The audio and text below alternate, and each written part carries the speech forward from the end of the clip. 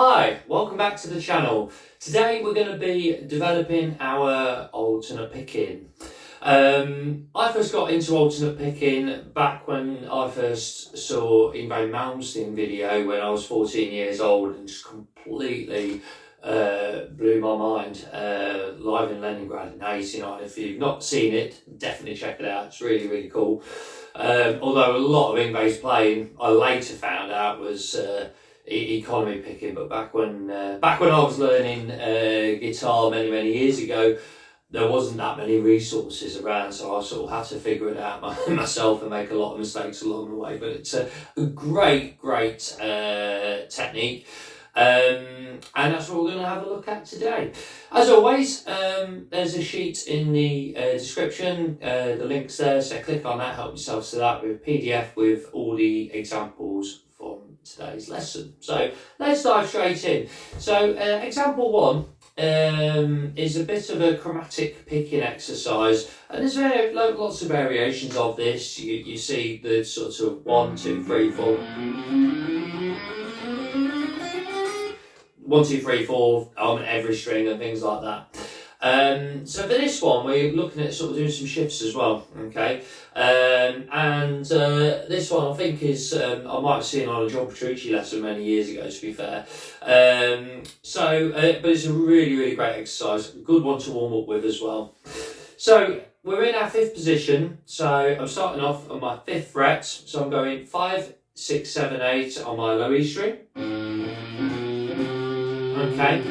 And on my right hand, it is strict alternate picking throughout. So it's down, up, all the way through. Now, the nice thing about this pattern is because it's a 4-note per string pattern, every time we change strings, we're ready to go on to a downstroke. So it makes that a little bit easier. So, so this is how it goes. So it's 5, 6, 7, 8, 5, 6, 7, 8, 5, 6, 7, 8 on the D, 5, 6, 7, 8 on the G, okay? And then what I'm doing is I'm shifting my hand position up 1 fret, okay? And then I'm going down 9, 8, 7, 6, okay? And then I'm moving up another fret there. So I'm using this G string as a way of kind of shifting up the positions. So then I'm going on my 7th fret with my index finger, and it's 7, 8, 9, 10, 7, 8, 9, 10 on my B, 7, 8, 9, 10 on my high E as well, and then I'm shifting up 1 fret, 11, 10, 9, 8 on my high E string, 11, 10, 9, 8 on my B, 11, 10, 9, 8 on my G.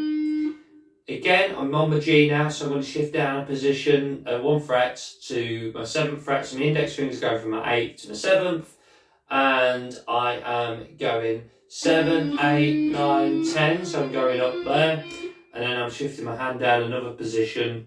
So my little finger is on my 9th fret. 9, 8, 7, 6 on my G. 9, 8, 7, 6 on my D. 9, 8, 7, 6 on my A, 9, 8, 7, 6 on my low E, and then I just shift down 1 fret to finish off on my A, on my 5th fret on my E string.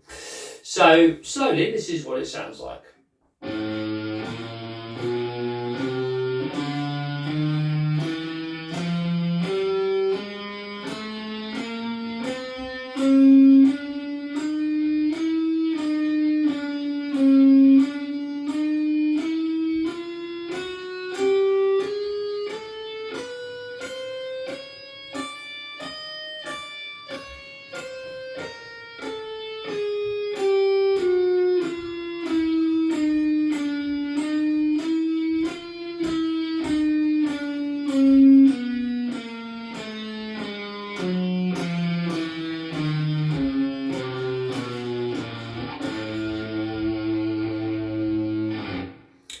And I'm just ensuring that I've got strict alternate picking throughout. So I'm going down, up, down, up. Now, One thing I did forget to mention is about the actual how to hold the pick and things.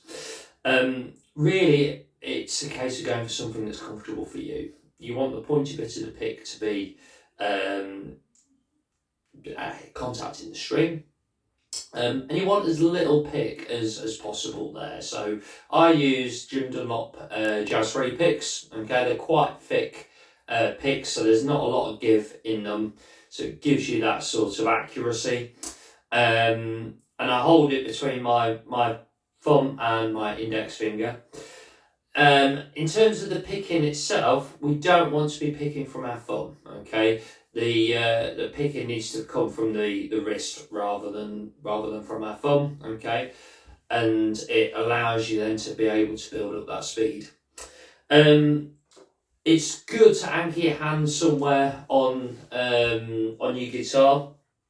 For me, I use my little finger and I just rest it on my scratch plate here below my bridge pickup. I watched a Michelangelo Batio video many years ago. And it's kind of a modified version of his technique. He actually uses all three of his fingers, but I found that was a little bit too restrictive. It didn't feel comfortable for me. So I tend to use my forefinger, and it just kind of keeps the rest of the hand nice and free. Some people like to rest their palm here across the bridge. That's if you're playing on a fixed bridge guitar. It works really, really well. If you've got a floating trem, just be mindful that you might knock your strings out of tune doing that. So here is example 1, fast.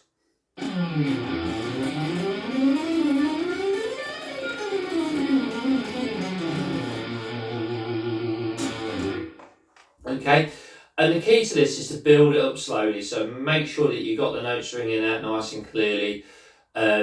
And practice with a metronome as well. So start off with a slow speed on your metronome and then gradually increase the speed. Okay, I might do a video actually on how to use a metronome to practice. So pop a comment in below if you think that will be useful to you, and I'll get that done. Right then, let's have a look at example number 2 now. So example number 2 is just C major scale using 3-note per string shapes, okay? So we're going, in terms of our left hand, it's 8, 10, 12, 8, 10, 12 on my A, 9, 10, 12 on my D, 9, 10, 12 on my G, 10, 12, 13 on my B, 10, 12, 13 on my high E.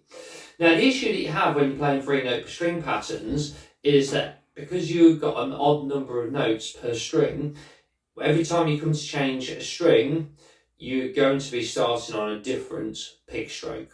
So with our 4-note per string, it's quite straightforward. You're doing down, up, down, up. And then when you're changing string, you're then ready for the next down. 3-note per string, it's down, up, down, up, down, up, down, up, down, up, down, up, down, up, down, up, down, up. Okay, so it's really good to practice being able to start on an upstroke as well as a downstroke. And example number 3 basically helps us with this. So it's a bit of a kind of Paul Gilberty style lick, really. So we're taking the D string on our C major scale, starting on our 9th fret, so we're going 9, 10, 12, and then we're doing our 9th fret on my G. And what we're doing is we're just isolating that string crossing. Okay, so it's a great exercise to practice because of the nature of 3-note per string scale shapes. Practicing a couple of these patterns means that you can transfer them across the whole scale across the guitar very, very easily. So what we're doing is example 3. It's titled on the sheet, navigating the string change outside the string. So what we mean by outside the string is that when we do a downstroke on our 12th fret, we're then having to do an upstroke on our 9th fret on the G. So we're going on the outside of the note, so the outside of the D, jumping over to be able to do the upstroke on our G. And it's quite awkward to start off with. So again, just make sure that you're doing strict alternate picking throughout. So downstroke on the 9th, up on the 10th, down on the 12th, up on the 9th, down on the 12th, up on the 10th. And then it just repeats. So you're going down, up, down, up, down, up, down, up, down, up, down, up, down,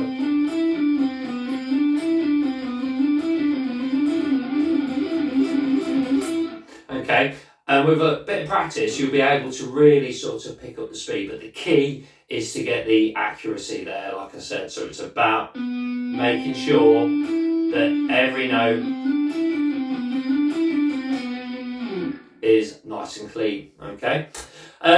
Example number 4 is exactly the same idea, same picking pattern on the right hand, but we're changing our left hand finger combination. So the first one used our index finger, middle finger, and our little finger. We're going to move down to the next position of the scale. So we're going to use our index finger, third finger, and our fourth finger. So we're on a 7th fret on our D, sorry. So we're going 7, 9, 10, 7, 10, 9.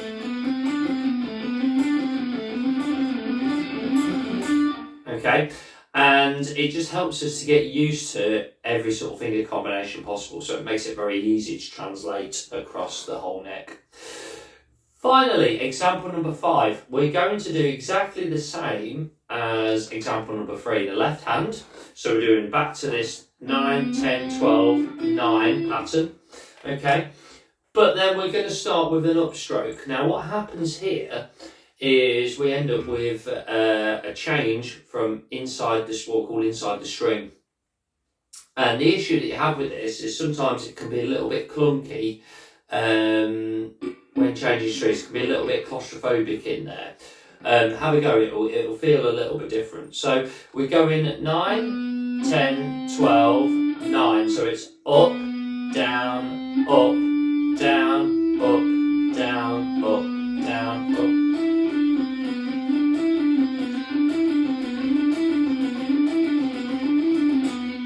Okay, and it's good to be able to practice both those combinations, so outside and inside the string picking, because again, when you're playing a 3-note per string scale pattern, you're going to encounter both. So if you're able to comfortably play both of those, then it's going to put more tools in your toolbox, as it were.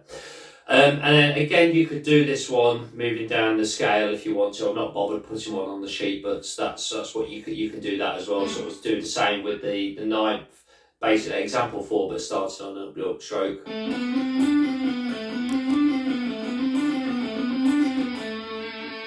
Okay, and that will be that will really help you with that as well. So that's all we've got time for today. I hope you enjoyed that. If you did, give us a thumbs up, like, and please subscribe to the channel as I'm trying to build it up. I've done some videos. I did a couple of videos earlier on, a couple of weeks back, about John Sykes' playing. He's got a lot of alternate picking in his playing, so check out the John Sykes lead lesson as well. And also there's a great video about legato playing as well, so have a look at that if you get a chance. I'll look forward to seeing you in the next video. And pop any comments, any questions or comments below, and any suggestions of videos that you'd like me to do, and I'll do my best to do them for you. And I will look forward to seeing you in the next one. Bye.